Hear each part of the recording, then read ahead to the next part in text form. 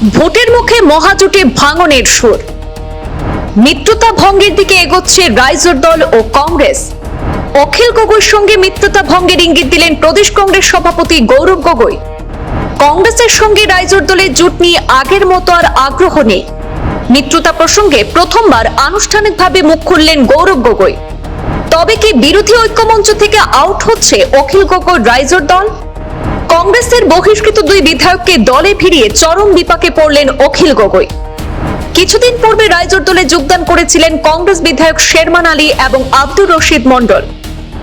কংগ্রেস বহিষ্কৃতদের কদর করা নিয়ে গগৈ বনাম গগৈ মতবিরোধ প্রকাশ্যে। ভোটের আগে রাইজোর দলকে প্রত্যাখ্যান জানাতে চলেছে কি ফর্মে থাকা কংগ্রেস শিবির? আগে জোটের পক্ষে 100% জোর ছিল, কিন্তু এখন সেই আগ্রহ কিছুটা কমেছে দাবি করেন গৌরব গগৈ। এখনো জোটের পক্ষেই আছেন এবং এই বিষয়ে সব তথ্য দলীয় হাইকমান্ডকে পাঠানো হয়েছে বলে উল্লেখ করেন গৌরব গগৈ। রাইজোর দল ছেড়ে অন্য দলের সঙ্গে জোটের আলোচনা সম্পন্ন হয়েছে, শুধুই আনুষ্ঠানিকতা বাকি আছে, যোগ করেন গৌরব গগৈ। অখিল গগৈ এমন দুই বিধায়ককে নিজের দলে নিয়েছেন যাদের নিয়ে কংগ্রেসের মধ্যে অসন্তোষ রয়েছে।